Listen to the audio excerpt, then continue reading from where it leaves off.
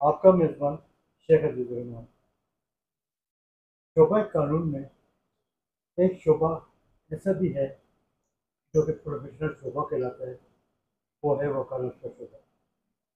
वकालत के शोबे में वकला ने और इस काले कोर्ट में बेतहाशा कुर्बानियाँ देते चले आए हैं।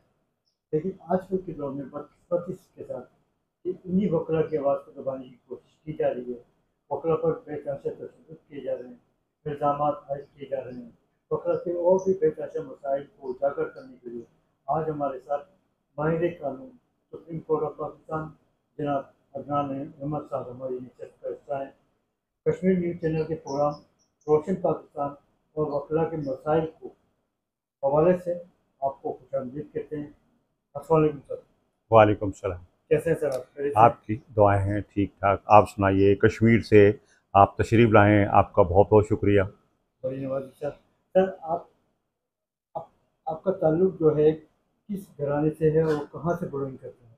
मेरी पैदाइश तो डिस्ट्रिक्ट जेलम में थी, और उसके बाद मैंने मैट्रिक के बाद यहाँ कराची में ही सारा सिंध में पढ़ा है मैंने अपनी यहाँ। इब्तदाई तालीम के बारे में कुछ राय फराहम करना है। सर देखिए, मैं जो मैट्रिक तक किया वो तो वहाँ जन्म से वहाँ क्या? जेएलएम से किया। मैट्रिक के बाद फिर मैं यहाँ का कॉलेज में पढ़ा, फिर यूनिवर्सिटी में मास्टर किया। लॉ कॉलेज से मैंने फिर एलएलबी किया, वैसे में और कॉलेज से? जी हाँ, और प्रैक्टिस मैंने फिर शुरू कर दी। सर कौन से सन की जी, बात है? मैं 82 में कंप्लीट किया सब कुछ प्रोसेस। एमए भी कर रहा था, शाम में कॉलेज भी पढ़ता था। तो मैंने यूनिवर्सिटी में वहाँ रहता, हॉस्टल में ही मेरी रिहाइश थी, वहाँ से मास्टर किया, और साथ साथ शाम में एसएम कॉलेज में पढ़ता था। सर जैसे कि आपने फरमाया कि 82 में आपने लॉ की डिग्री हासिल की, माजी में आपके उस्ताद मोहतरम कौन थे? मेरे, अल्लाह ताला उनको जन्नतुल नसीब करे, मीर अब्दुल अजीज़ बारामूला के रहने वाले थे। वो यहाँ ताज कंपनी वालों के दामाद थे, वो मेरे सीनियर थे।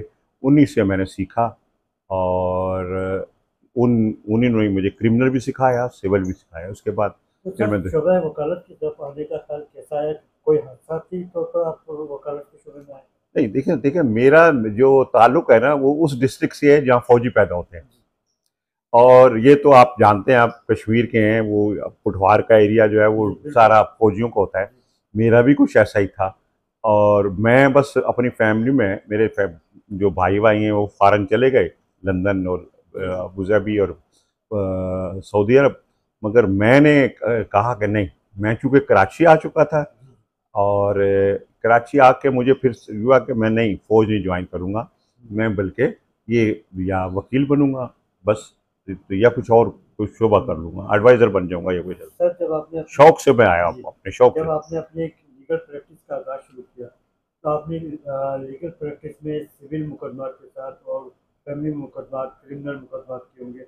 आजकल मुकदमा के हवाले से आपकी क्या मसरूफियात है? देखिए, मैं आपको बताऊँ, मैंने आप आपको ये आपके तवज्जो से जी बताऊँ, जी। हकीम सईद केस का मैं सेकंड रीडिंग लायर था। माशा वो मैंने मिलिट्री कोर्ट में भी चलाया, और एटीए कोर्ट में भी चलाया, और हाई कोर्ट में भी चलाया। और हाई कोर्ट में जिस दिन अक्विटल हुए, तो डॉन ने वो आधा पेज मेरे नाम किया, क्योंकि जी। वो पॉइंट ही मेरा था जो जजों ने ऑब्जर्व किया और ख़ास तौर पर लिखा वो। हम्म, तो वो फिर सुप्रीम कोर्ट में उन्होंने अपील की गवर्नमेंट ने, मगर बाद में वो यहाँ मुतहदा की हुकूमत थी, इन्होंने विड्रॉ कर ली, तो वो अक्विटल हो गए, सब कुछ थे। वो सर इम्पॉर्टेंट केस था। इस तरह कई एक है जी जी। इम्पॉर्टेंट केस किए मैंने। मैं ज़्यादातर जो है वो सिविल का काम करता हूँ। मेरे पास कस्टम, कॉन्स्टिट्यूशनल पिटीशन, हम्म, सिविल, हर तरह का मेरे पास फैमिली, और क्या नाम है इसका, रेंट लॉ का भी जो है वो मेरे पास है, और क्रिमिनल खास तौर पर। क्रिमिनल में मैं, जो हकीम सईद के बाद दरअसल यहाँ तंजीमी हो गया, तो मैं क्रिमिनल कम कर दिया। अब मैं वही केस करता हूँ जो मेरे क्लाइंट सिविल के होते हैं ना, वो उन्हीं का रेफ़र किया हुआ। नया केस बहुत मुश्किल जैसे कि है। अभी आपने फरमाया कि आप क्राइम में तजुर्बा रखते हैं। क्राइम और जराइम की बढ़ती हुई वारदातों को कैसे रोका जाए सर? देखिए, ये तो एडमिनिस्ट्रेशन का काम है। ये जो हुकूमत है, लॉ तो बहुत अपनी जगह मौजूद है। हमारे यहाँ जो लॉ बना भी, वो मखमल में पेवर लगाने वाली बात है, टाट का पेवर लगाने वाला लॉ, उस पर कोई अमल दरामल नहीं है। बात यह है, कोई भी लॉ है, कोई बुरा नहीं है, सारी दुनिया में है। देखिए मैं हर साल 2 दफ़ा मैं पाकिस्तान से बाहर जाता हूँ, मुख्तलिफ कंट्री में वॉक कर देखता हूँ, मैं सैर करता हूँ। तो वहाँ कोई नहीं, पुलिस नज़र नहीं आती, कुछ नहीं आती, कुछ नहीं। सब कानून है, लाइन पे लगे हुए हैं, सब अपनी लाइन बारी का इंतजार करते हैं। आप इसको मेरे ऑफिस आए होंगे तो आप देख रहे होंगे, ऑफिस आने के भी 15 मिनट के रास्ते की बजाय वो 45 मिनट लगते हैं। ये इतना प्रॉब्लम है, इतना प्रॉब्लम है, यहाँ लालच बहुत है। सर 1982 से आपने अपनी करियर का आगाज शुरू किया, तो इस दौरान आपने वकला की सियासत में कोई हिस्सा लिया? जी बिल्कुल, मैं जनाब लोअर कोर्ट में भी एग्जीक्यूटिव मेंबर रहा हूँ और ऑफिस बेरर भी रहा हूँ। और जब वकला की मूवमेंट थी 2007 काजी जी जी उधर उसमें मैं बकायदा यूनियन में था, हाई कोर्ट में। मैं अपना पार्टिसिपेट किया अपने प्रेसिडेंट के साथ बिल्कुल। और जो बच्चे शहीद हुए, मेरे ऑफिस के सामने भी एक बच्चा शहीद हुआ, कश्मीर का था वो शहीद हुआ, गोली उसको लगी, इस तरह वहाँ भी काम किया। उस दिन मेरे भाई हालांकि नेवी के ऑफिसर हैं, उन्होंने मुझे भी कहा कि भाई हम आपको पिक कर लेते हैं। मैंने कहा नहीं, सब कहेंगे कि भाई ये यूनियन का बंदा है और ये इसको नेवी वाले लेके जा रहे हैं। मगर मैं खुद गया, मगर रात को मैं उस ज़माने में गुलशन इकबाल रहता था, बहुत मुश्किल था। एक हालात ऐसे ख़राब थे, चौधरी को चीफ जस्टिस को हमने कॉल किया हुआ था, हमने ही दावत दी थी, 25वीं सिल्वर जुबली मना रहे थे हमारे प्रेसिडेंट ने, पूरी कैबिनेट का ज़रा वाला था, तो रात भर हमने वहाँ गुजारी। तो वो मुश्किल हालात भी देखे। और कराची 85 से लेकर 93 तक एक एज जो है ना वो आग में भी जलता रहा, वो भी हमने देखा, बहुत सारे लोगों को सब देखा, अपनी जगह होते हुए देखा, फिर हालात सेट होते भी देखे। कराची बार, सिंध बार, सुप्रीम कोर्ट बार में कभी आपने नुमाइंदगी की? जी हाँ, देखिए मैं 2012 में एग्जीक्यूटिव मेंबर सुप्रीम कोर्ट में था। फिर इसके बाद मैं बना 19 में, दोबारा बना 19 में सीनियर वाइस प्रेसिडेंट बना। इससे पहले मैं 14 में बना था, 2 बार मैं एग्जीक्यूटिव मेंबर बना और एक बार सीनियर वाइस प्रेसिडेंट बना इस हूँ। सिलसिले में बार के हवाले से आपकी क्या खिदमत है? जनाब इसमें यह है कि मेरा सबसे जो 2019 में मैं बना सीनियर वाइस प्रेसिडेंट, तो रेनोवेट किया हमने, हमसे पहले वाले यूनियन ने उस हॉस्टल को, हमारे हॉस्टल जो है वो होटल है किस्म लेजेंड के नाम से, उसको बर्बाद कर दिया था। तो वो उसको रेनोवेट किया और हमारे दोस्तों के ताउन से रेनोवेट किया। और जो उसमें जिनको हमने उसको ठेका दिया, वो इकबाल साहब बड़े अच्छे आदमी थे, हमारे कहने पे तकरीबन 12 करोड़ रुपया उन्होंने खर्च किया, रेनोवेट किया। फिर यहाँ सुप्रीम कोर्ट रजिस्ट्री है, ये बिल्कुल खंडर बनी थी, वो भी मैंने चीफ जस्टिस जो थे उस ज़माने में गुलजार साहब, उनकी कोशिश जो है मोहब्बत से मैंने उनसे रिक्वेस्ट की, तो उन्होंने हमें लिफ्ट लगा के दी और ये सब कुछ ना रेनोवेशन किया और सब किया। और एक वकील जो भी आज बैठता है सुप्रीम कोर्ट की बार में, वो खुश होता है सर उसमें हर देखने चीज़। में आया है कि बेंच और बार के दरमियान काफ़ी तफाकुम पाए जाते हैं, इनको कैसे हल किया जाता है? देखिए ये सारे लोग मिल के बैठे हैं। दरअसल इसमें मैं एक बात कहूँ, मैं न्यूट्रल टाइप का बंदा हूँ। मैं ये कहूँगा कि 26 अमेंडमेंट आई है, इसमें थोड़ी सी खामियां हैं जो रात के अंधेरे में कबूल होगी। कुछ लोग चले गए, सब कुछ है। पहले सर ये जजेस जो अपॉइंट होते थे, रात के अंदर में फैसले क्यों होते हैं? बस वो बात यह है कि इनके पीछे कुछ और होता है। अगर जज अपना माइंड इस्तेमाल खुद करने लग जाए तो मैं समझता हूँ कि बहुत अच्छे फैसले हों। देखिए मैं कोई केस लेके जाता हूँ, मेरा केस अच्छा नहीं है तो मेरे खिलाफ हो जाएगा, कोई बात नहीं, मैं अगली कोर्ट में चला जाऊँगा। मगर जब ये सिफारिश और ये हो, पहले भी यही था कि जजेस के चीफ जस्टिस का जो चहता होता था या एक दो का, वो अपने अपने बंदों को करते थे, अपने अपने चैम्बरों से करता है। ये भी वो अच्छी बात नहीं थी, जो चौधरी इफ्तिखार कर गया था। मगर अब जो है वो एडमिनिस्ट्रेशन टोटल जो है उनके पास चली गई है, जो MNA MP हैं, यानी जो पार्टी है उनके खिलाफ। वोटिंग भी अगर हो कि इस जज को लिया जाए, इसको लिया जाए, तो वो वोटिंग में भी अपने बंदूक यानी पार्टियों के हो गए सब कुछ। ऐसा नहीं, कोई रूल ऐसा बनना चाहिए कि दोनों की चीज़ रखी जाए, जजेस देखा जाए उसका कोई जैसे या एग्ज़ाम होते हैं या कुछ होता है, ये बस वो उसका टाइप का करें, या दूसरे मुल्कों को देखें, उसको ले वे आउट। हमारे यहाँ भरमार है जजेस की, कोई शक नहीं, मगर काम कोई नहीं है सर इससे। माजी से लेकर मौजूदा वक्त तक कराची बार, सिंध बार के हालात बिल्कुल वही नज़र आते हैं, कुछ तब्दीली नहीं लाई गई। माजी से लेकर मौजूदा वक्त तक जितनी भी क्यादतें आई, उन्होंने नई आने वाली क्यादत पर मलबा डाला। तो मलबा डालने की क्या ज़रूरत पेश आती है, और ये अपनी नई क्यादत जो आती है वो अपनी फ़राइज़ क्यों अंजाम चाहिए? देखिए इसमें यह है कि नए जो बच्चे आए हैं, कुछ कुछ ऐसा है, इससे पहले जो इलेक्शन होते थे, तो आप मतलब मेंबर हैं, तो मैंने आपसे रिक्वेस्ट करूँगा कि शेख साहब प्लीज़ मुझे वोट दीजिएगा। आपने ओके या नहीं भाई, मैं दूसरे से प्रॉमिस कर लिया, वो भी हमारा भाई है। अब वो बात नहीं है, अब वो जनाब इतना, यानी ये एक प्रेसिडेंट इलेक्शन अगर लगता है तो उसका 2 करोड़, 2.5 करोड़, 3 करोड़ मामूली बात है, खर्चा होता है।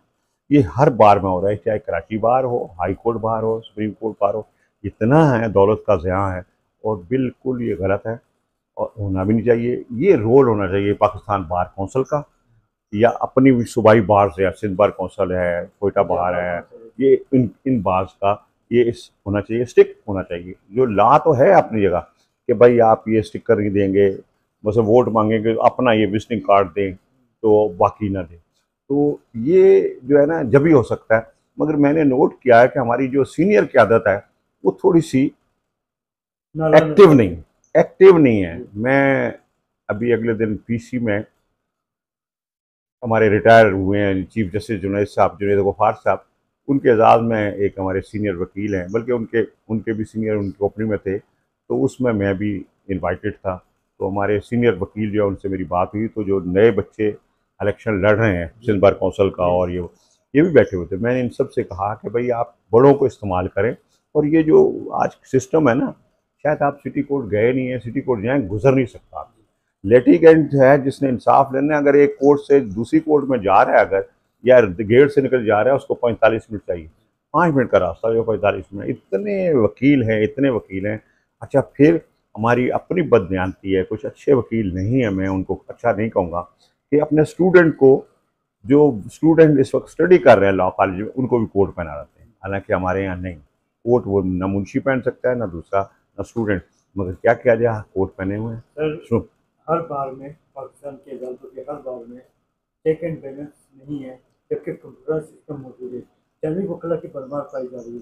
फिर ये जो इलेक्शन मुनक़िद होने जा रहे हैं कराची बार और सिंध बार के, क्या इसमें धांधली मुतवक्किल है? जी 100% है। इसलिए कि देखिए, इसमें आप कह रहे हैं ना जाली, वो बेशुमार ऐसे लोग हैं अपने वोट की खातर उनको कहते नहीं आप दिखाएं। फर्ज नहीं, आप कोई ज़माना था थोड़े वकील होते थे, आप वकील हो गए ज़्यादा, मतलब किसी का नाम आ जाए कि यार बीमार हो गया या एक्सीडेंट हो गया तो नहीं समझ आती है। मतलब मैं अदनान हूँ, कई अदनान है, तो फिर उसकी अगर फ़ोटो लगती है तो बेहतर होती है। अगर हम अपना बैज या इस नेम इधर लगा दें या बैज लगा दें, बार कौंसिल नंबर लिख दें, तो कार्ड लटकाएं, तो एक तो जजेस को भी अच्छा हो जाए। हालांकि बहुत सारा हो गया है, वकालतनामा फाइल करें और ये, अरे वकालतनामा मेरा लगा, वो मेरी कंपनी है, 4 साइन कर देते हैं, बोले जी मैं तो उनका जूनियर हूँ, कोई इसी की जरूरत नहीं आगे पूछने की। तो ये इस तरह हर आदमी को जो उसका बैज हो, जैसे फौजियों का होता है, पुलिस वालों को होता है, हम कहते हैं बैज लगाएं या कार्ड दें, जैसे आपके यहाँ होता है किसी मिलिट्री का कार्ड वार्ड दे दें, प्रेस का लिखा हुआ है कार्ड, इसी तरह हमारा कार्ड हो, बार कौंसिल का स्टैंप लगा, 2 नंबर बनाओ, तो इस तरह करप्शन भी खत्म हो जाती है, जाली वकील जो है वो खत्म भी हो सकते हैं। बार की क़यादत में और बार के मामलात में कहाँ रुकावटें पेश आती हैं, उसको बाहर कैसे बनाया जाए? देखिए, इसमें तो ये है कि जितने सीनियर हैं या क़यादत जब मिल के बैठे और रूल पढ़े, सबसे पहले तो पाकिस्तान बार कौंसिल का ये राइट है, वो बैठे, वो इलेक्शन के सिलसिले में या वोटों के सिलसिले में ना पड़े, रूल ऐसे स्टिक बनाए, वही सुप्रीम बार कौंसिलों को भेजे। अभी हमारे यहाँ पहली दफ़ा हुआ है, उन्होंने रूल्स में कुछ इजाफा किया है 10A का, उसमें यह है कि आप 30 केस देंगे, बमै वकालतनामा का, तो आपका एक्सेप्ट होगा नॉमिनेशन पेपर। ओके, अच्छी बात है। इस तरह के कई और चीज़ें भाई वो भी आप करें, प्रैक्टिसिंग लायर है, सब कुछ है, तस्दीक 2-4 बंदों से कराएंगे, वाकई ये प्रैक्टिस करता भी है नहीं करता, अननोन बंदों से, या एक हो, ये बहुत सारी चीज़ें हैं। हम तो कहेंगे कि जब आप लॉ कॉलेज इतने खोल दिए ना अपने, और बच्चे आ रहे हैं, वो भी एक है, जिस तरह मेडिकल कॉलेज में 3 साल पढ़ता है, 4 साल पढ़ता जाता है, तो फाइनल में तो उसको कहते हैं जाइए जी आप जाकर ट्रेनिंग करें उसमें। कराची बार के इंतखाबात हों या सिंध बार के या दीगर बार के, तमाम कैंडिडेट के दावे सामने आ रहे हैं, बड़े बड़े दावे कर रहे हैं, लेकिन उस पर अमल दरामद नजर नहीं आता, कानून साजी की जाती है, इम्प्लीमेंटेशन नहीं कराई जाती, वजह क्या है? बस ये देखिए मफादात है। फिर फ़र्ज़ कीजिए एक ग्रुप ने करप्शन की है, दूसरा उसका पॉम्फलेट लगाया, कुछ दिनों के बाद ही वो पॉम्फलेट दब जाता है, अगला जो है वो इलेक्शन की। अभी देखिए जिस दिन अनाउंस होगा इलेक्शन, अभी सबसे पहले हो रहा है सुप्रीम कोर्ट का, चले वो तो नहीं होगा, सिंध बार काउंसिल का नेक्स्ट डे ही अनाउंस हो जाएगा ये बंदे अगले 5 साल में ये लड़ेंगे। इसी तरह हाई कोर्ट में होगा, उसी रात को अनाउंस हो जाएगा ये अब बंदे आ रहे हैं। तो वो फिर सारा दिन मांगे तो फिर वो एक दूसरे की पारत करने लगते हैं, सिफारिश करते हैं कि यार इसको क्या छोड़ो यार, ये हमने भी आना है, वोट लेना है। वो भी तर्क देता है कि मेरे पास इतने वोट है, आप मुझे करप्शन में पकड़ेंगे। तो इसलिए खुद साबित नहीं है ये, अगर जब तक ये नहीं होगी, ये नहीं होगी। पिछली सतह की अदालतों के साथ हाई कोर्ट में 26 लाख से ज्यादा मुकदमा जरिए इल्तवा पाए जा रहे हैं। सुप्रीम कोर्ट ऑफ पाकिस्तान में तकरीबन 65,000 से ज्यादा मुकदमा जरिए इल्तवा है। आईनी बेंचों के जरिए नए और पुराने मुकदमा को कैसे निपटाया जाए? इसके लिए ये देखें, जजेस भी अगर उसको ले बैठते हैं तो वकील एडजमेंट ना दे, बाकायदा अपीयर हों, और जिस दिन केस लगे, हाई कोर्ट हो, सुप्रीम कोर्ट हो या लोअर कोर्ट, उस दिन वो चले। दूसरा आदमी बीमार होने का, out of country, supreme court high court, वो नहीं होना चाहिए। अगर वो कहता है कि भाई एडजमेंट हो, तो वो जो बंदा सेकंड जो दूसरा होता है, जो मुतासर होता है, उसको कास्ट अच्छी लगनी चाहिए। हैवी कास्ट लगेगी, ऑटोमेटिकली सब हो। उसको पता चला 500 रुपये इसका देना पड़ेगा, 1000 रुपया हर डेट पे देना पड़ेगा, तो वो खुद केस चलाना शुरू। कानून में दो शुबे हैं, अदल और इंसाफ। अदल और इंसाफ के तकाज़ों में इंसाफ की फराहमी के हवाले से कहाँ रुकावटें पेश आती हैं और इनको कैसे हल किया जाए? ठीक है, अदल जो है वो तो बड़ा अच्छा लफ्ज़ है। इंसाफ और अदल जो है वो यूँ है कि हर आदमी खुद साबित करे कि मैंने ब्रीफ लिया है, इसका मैं प्रॉपर वे में लूँ, मैं कहाँ तक जज तक अब फाइल पहुँचाऊँ। उसी तरह जो डिफेंड कर रहा है वो करे।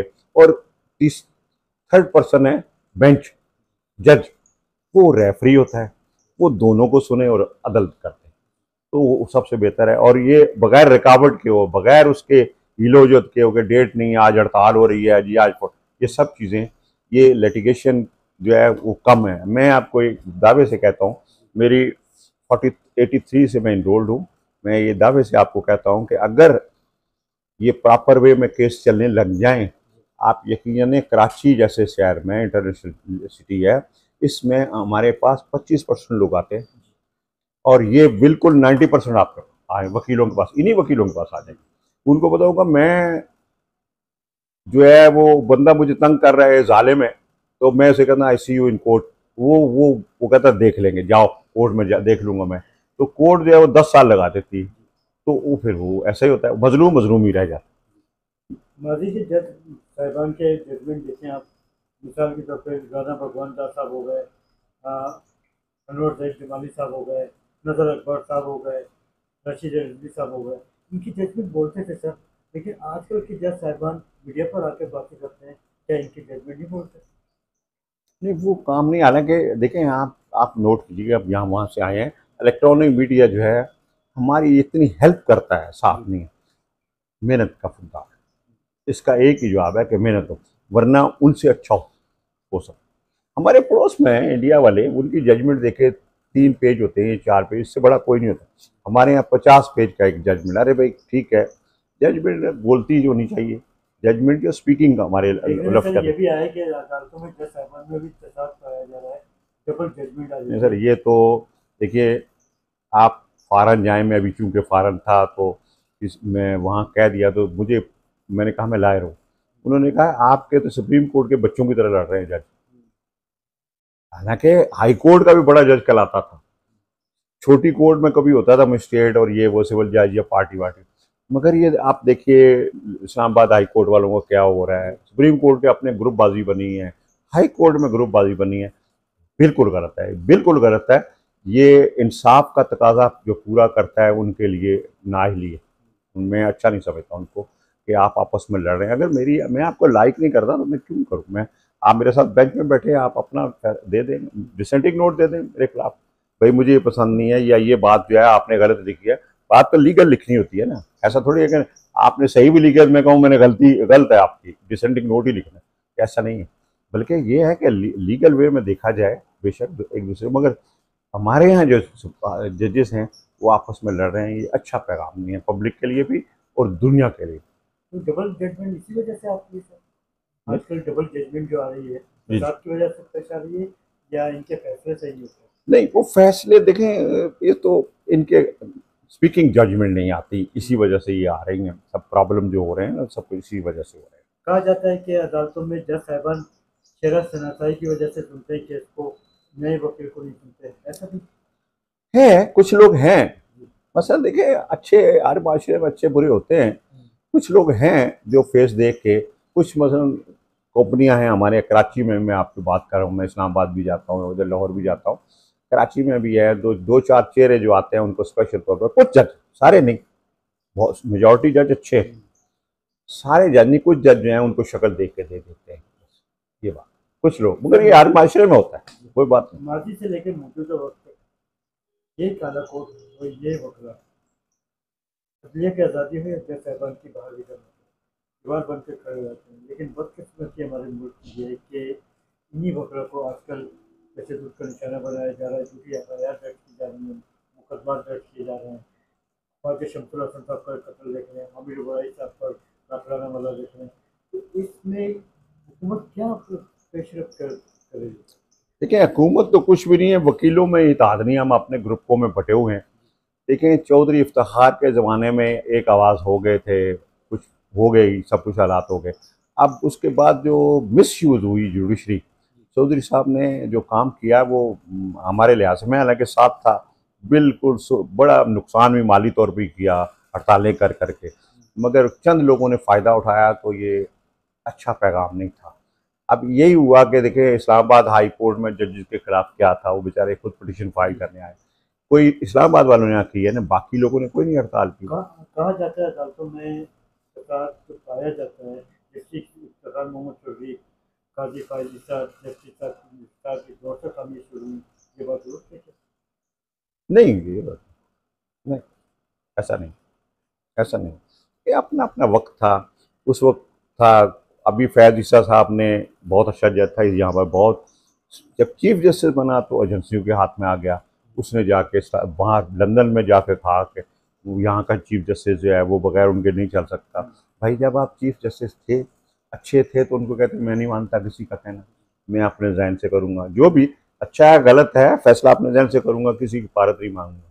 मगर यह है कि उतर जाने के बाद बोलता है आदमी, तो वो ठीक नहीं था, उसी वक्त बोल के रिजाइन करके चला जाए बस, तो अच्छी बात। सर, अदालतों के म्यार को कैसे बहाल बनाया जाए और इनका किरदार कैसे हम आगे बढ़ाया जाए? देखिए, फरिश्ते तो आएंगे नहीं कि जो हमें उतरेंगे और उतार के हमारी अदालतें सही करें, हम में से ही होगा। और आने वाले बच्चे जो हैं ये स्टडी कर रहे हैं, फॉरेन जा रहे हैं, हर दूसरा बैरिस्टर बच्चा बन रहा है, अच्छे कॉलेज भी हैं, ये बच्चे जो है वो संभालेंगे, अगर देखेंगे हालात कैसे होते हैं तो खुद ब खुद इंशाल्लाह अल्लाह ताला बेहतरी लाएगा, वक्त के साथ सब ये ये अच्छे। नए आने वाले वकला जो हैं, जैसे कि आप प्रोफेशनल वकील हैं और आपने बड़े बड़े मुकदमात लड़े, आपकी खिदमत का एहतराम किया जाता है अदालतों में, तो नए आने वाले वकलों के लिए क्या प्लानिंग की गई है उनकी तालीम मुहिम के हवाले से, आगाही के हवाले से? देखिए, हमारा तो यह है कि देखिए, जिस महफिल में हम बैठते हैं, अब वो सीनियर की जूनियर जो है चाय पीता जब बैठ के, तो वो पूछे केस होगा, तो वो अब सियासत की बात होती है।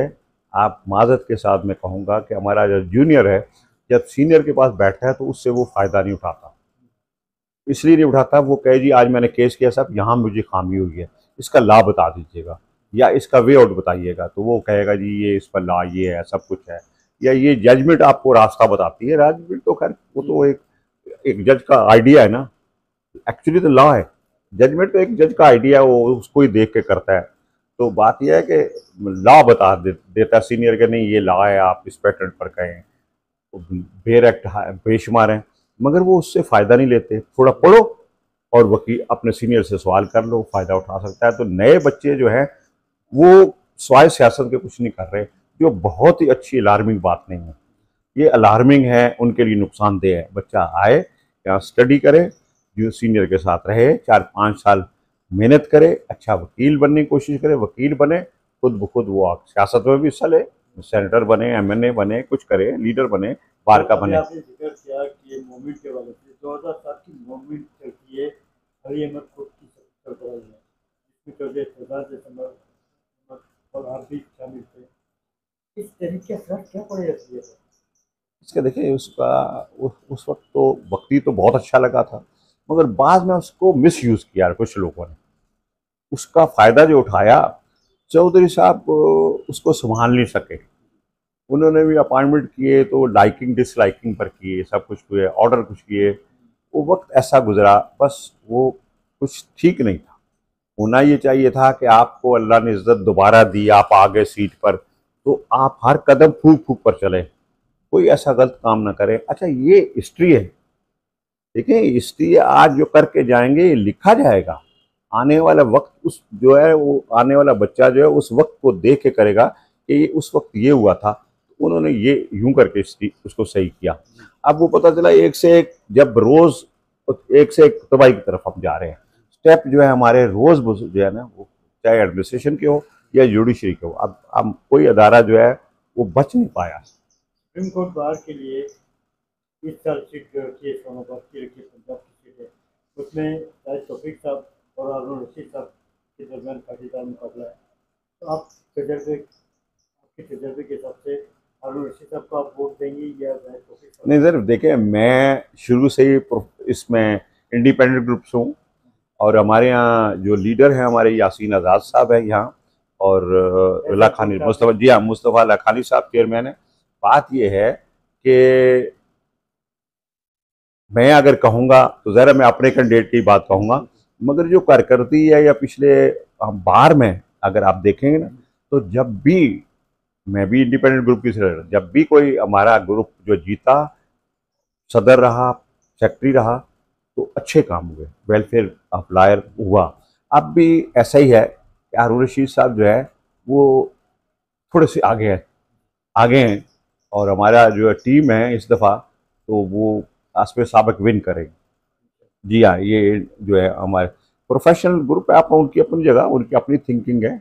आसिफ साहब जो है उनके यहाँ हैं, मगर ये है कि जो है इंडिपेंडेंट ग्रुप है वो इस वक्त भी आ गया। कराची के लिहाज से मैं बता रहा हूँ, लाहौर में भी जो संडे वाले दिन बात होती है दोस्तों से, इस्लामाबाद, इतफाक से एबटाबाद मेरी परसों तरसों बात हुई है, और पेशावर भी, तो वो इनकी होपफुल रिजल्ट है भाई। ठीक है, ये पाइपलाइन में, जी हाँ, पाइपलाइन में है, हम आगे हैं, ज़रा सा हमारा इंडिपेंडेंट ग्रुप आ गया, ये दूसरे लफ्ज़ों में ये कह लें। सर, आप एक प्रोफेशनल वकील के साथ एक आम शहरी भी हैं। कराची की शहरियों का एक सवाल सामने आया है, क्या मैं इंसाफ? सवाल ये है कि कराची की सड़कें टूट का शिकार है, पानी, बिजली और गैस खराब नजर आती है, इसका हल क्या है सर? इंसाफ तो कौन देगा? देखें, मैं तो कहूँगा सीधी सी बात है, सारे पावर जो है ना वो नीचे सिटी गवर्नमेंट को दे दिया जाए, काउंसलर को दे दीजिए, चेयरमैन कर दिए, रोड इन्हीं के हवाले की जाए, शहर का इंतज़ाम भी इन्हीं के हवाले, हर शहर का, कराची का नहीं, हर शहर का। तो वो कोई ऐसा नहीं। अब वो MNA MPA जब मुदाखलत करते हैं तो वो गड़बड़ होती है। यहाँ 15-20 साल से पीपल्स पार्टी हुकूमत में है, तो हाल तो बुरा हाल है। अभी बारिशें हुई हैं, थोड़ी सी बारिशें हुई हैं तो रोड पूरी ख़राब है, पहले ही ख़राब। तो ज़रूरत है इसकी भी। हमने सुना है कि लाहौर बहुत अच्छा बन रहा है, उसने मरियम ने बहुत अच्छा काम किया, अच्छी बात है। पूरा पंजाब उठा के नहीं सर, अपने शहर के लिए जो बंदा कर रहा है, यहाँ मेयर अच्छा है, बहुत अच्छा है, यंग मैन है, बैरिस्टर है, इत्तेफाक से हमारी कम्युनिटी से है। मगर ये है कि पॉलिसी उसके अपने पार्टी पॉलिसी पे चलते हैं ना, ज़रा उससे हट कर शहर को अच्छा बनाया जाए, जितना अच्छा होगा एडमिनिस्ट्रेशन उसका अच्छा होगा, लॉ एंड ऑर्डर अच्छे होंगे। बात आप फरमा रहे हैं मुर्तज़ा वाब साहब की, वो भी अदम दिलचस्पी नहीं रखते इन कामों में। नहीं सिर्फ वो वजह ये है कि वो पार्टी पॉलिसी पर चलते हैं। जब वो ये सोचने लगा कि मैं शहर का बेटा हूँ और मुझे शहर को अच्छा बनाना है, चाहे ये जमात इस्लामी का एरिया है, चाहे मुतहदा का है, या किसी और दूसरी पार्टी की है, यहाँ पब्लिक रहती है, मेरे बंदे वोटर हैं नहीं, मगर पब्लिक रहती है, औरतें भी, बच्चे स्कूल भी जाते हैं, बूढ़े भी, हर यहाँ हॉस्पिटल भी होना चाहिए, रोड भी होने चाहिए, एक्सेस लोगों को होना चाहिए। शहरी कराची में अमन और अमान के हवाले से क्या सूरत है? नहीं, वो तो पुलिस की नाकस कर 100% नाकस। तो पुलिस जो है वो जो है अपॉइंटमेंट हो रहे हैं पुलिस के या ट्रांसफर हो रहे हैं, लाइकिंग डिसलाइकिंग पर, और जब ये होता है वो चाहे कंट्री का भी किसी का, तो सर आप क्या समझते हैं कि पुलिस के इदारे में इस्लाहात की जरूरत है? इसमें हो सकता है, इसका बिल्कुल हो सकता है। अच्छा रूपेटेड अच्छा आदमी हो, नेक नाम हो, वो चाहे तो कोई ऐसी बात नहीं, कोई लॉ एंड ऑर्डर की बात ही को नहीं, कोई ऐसी बात करते हैं सर। 27 अक्टूबर 1947 कश्मीर का यूनिस यानी कश्मीरी अवाम अपने खूब से मिले, आज़ादी के मंतज़र हैं। आपके तजर्बात की रोशनी में मसला कश्मीर का हल क्या है? देखें, दोनों का मुल्क जो है अपना असला जो है वो खरीद रहे हैं इसी कश्मीर के नाम का। कश्मीर जो है वो हमें मकबूजा कैसे है, हमारी कश्मीर को हम उनकी कश्मीर को मकबूजा कहते हैं। उन्होंने तो आपको पता है कि वो कॉन्स्टिट्यूशन में चेंजेस भी कर लिए। हमारे यहाँ तो अभी है अपने तौर पर। मसला ये है कि दोनों जो हिस्से हैं, दोनों कश्मीर के हिस्से हैं, जो अक़वाम मुत्तहिदा का रेजोल्यूशन है ना, उसके तहत बैठे दोनों कंट्री बैठे। जिस तरह ट्रंप ये कर रहा है इसराइल का और उसका, इसी तरह ये बैठा के दोनों को उसी उसी को पैटर्न को ले और ये साफ कराम। छोटी छोटी बात है, पानी का इशू लेके चला जाता है, फिर अब 2 दिन से वो जंग का इशू दे रहा है, दूसरे तरीके से वो या हमारे बलूचिस्तान में मुदाखलत कर रहा है, के में भी मुदाखलत कर रहा है इंडिया। तो ये दोनों कंट्रियां जब तक कि ये सोचती नहीं है कि हमारी आवाम का बका जो है इसी में हम टेबल पर बैठे और कश्मीर खुद खुद आज़ाद हो जाएगा, ऐसी कोई बात नहीं। दोनों सर, हाल ही में फील्ड मार्शल आसिम मुनीर साहब और वज़ीर आज़म शहबाज शरीफ साहब ने आलमी सतह पर कश्मीर को उजागर करते हुए कश्मीर की आज़ादी के लिए आवाज़ बुलंद की है। तो आप क्या समझते हैं, कुछ राहें हमवार होंगी? देखिए, ये तो हमेशा होती रही। कश्मीर कमेटी का चेयरमैन भी बना, वैसे कौम में अभी बात होती है, प्राइम मिनिस्टर भी आए दिन पैगाम देता रहता है, वहाँ भी सलामती कौंसिल में भी और उसमें बात हुई है। मगर मैं कहता हूँ प्रैक्टिकल कोई नहीं। प्रैक्टिकल हो तो बिल्कुल आज़ाद कश्मीर है। प्रैक्टिकल को नहीं है, वहाँ की आवाम को ज़रूरत है। आप देखिए, कभी पिछले दिनों वायलेशन हुआ है, छोटी सी बात है, वो आम सा आदमी था, उसने दुनिया इकट्ठी कर ली, इसलिए कि बर्निंग है ना कोई चीज़, कोई ना कोई चीज़ तो है जिसकी वजह से वो अठा हो। बाकी कोई गवर्नमेंट की तरफ से कोई गलत पॉलिसी है, कोई ऐसा उनका है ममनुआ काम है, तो वो बंदे इकट्ठे हो गए इतने, तो इनको मजबूरन सारी पार्टियों के लीडरों को वहाँ जाना पड़ा हो, बैठ के तय किया। नहीं, ये इसका हल नहीं है। इसका हमेशा के लिए हल सोचो, ताकि उन बच्चों को तालीम मिले, उनको रोज़गार मिले, उनको अच्छी सेहत मिले, उनकी रोड सही हो, सब कुछ हो, स्कूल बने, कॉलेज हॉस्पिटल, हर चीज़ जब मिलेंगे तो पब्लिक क्यों नहीं सही हो। जो बेसिक नीड है जी, पानी और सेहत और ये वो ना हो तो फिर वो बच्चे ऐसे कर। कश्मीर न्यूज़ चैनल की सालगिरह 8 नवंबर 2025 को मुनक्किद होने जा रही है। इस हवाले से आप कश्मीरी अवाम को और नए आने वाले वकलों को क्या पैगाम देंगे? मैं बहुत बहुत मुबारक हो, आपने ये बताया, पहले बताना चाहिए था। सबसे पहले मैं मुबारकबाद देता हूँ उनको। और मैं कश्मीरी नौजवानों को, मेरे बहुत सारे दोस्त हैं वहाँ जो प्रैक्टिस करते हैं, इत्तेफाक से कश्मीरी बच्चे मेरे जूनियर भी रहे इस्लामाबाद में, आज इंडिपेंडेंट काम करते हैं। बहुत खुशी हुई। और ख़ास तौर पर आपके चैनल को अल्लाह ताला और तरक्की दे, बढ़े, ताकि आए मेन स्ट्रीम में ये हम ताकि पाकिस्तान में भी इसको देखें, उस मुल्क को तरक्की होते हुए देखें, ताकि। और मैं वहाँ के क़यादत से भी मेरी इल्तिजा है कि अपनी कौम के लिए ज़्यादा से ज़्यादा जो हो सकता है वो उनको बेसिक नीड को पूरी करें इन अल्लाह ताला। और नए आने वाले वकलों को क्या पैगाम देंगे? जी, आने वाले वकला क्या, सबसे पहले ये है कि भाई आप इल्म और अकल 2 चीज़ें हैं, आपको इसको समझना है। आप इल्म हासिल करें और अपने अकल को इस्तेमाल करें, आगे बढ़ें, मेहनत करें। जब मेहनत करेंगे तो जनाब कोई ऐसा मसला नहीं है। रशिया फ़ाल इस वजह से हुआ था कि वो उन्होंने उठा के सारे नालायक लोगों को हेड बना दिया था, चार्ज बना दिया था। और जब वो कुछ दिनों के बाद क्या हुआ, वो ऑर्डर करते थे, ऐसा ही था, उसकी सेक्रेटरी कर देते थे, वो उस पर साइन कर देते थे। हुआ ये कि वो रातों रात फाल हुआ, सुबह वो उठे तो पता चला रशिया के कई टुकड़े हो गए। वो और वो रशिया नहीं, सोवियत यूनियन नहीं रहा, सिर्फ रशिया रह गया। तो ये हमारी कौम का हाल नहीं होना चाहिए। ये हमारे बच्चे जो हैं वो उनका ज़्यादा जो उनका काम है तालीम हासिल करें और आगे बढ़े। अल्लाह ताला जिस प्रोफेशन में भी जाएं, जिस प्रोफेशन, वकील बने तो और अच्छी बात है, उसको लाभ हो। जिस प्रोफेशन जाने उसमें मेहनत करें, उसको देखें, उसको कैसे देखना है, कैसे आगे बढ़ना है, बस उसको देखें और ये बड़ों से रास्ता लें। बहुत शुक्रिया सर, आपका वक्त देने का, बड़ी नवाजी। Thank you.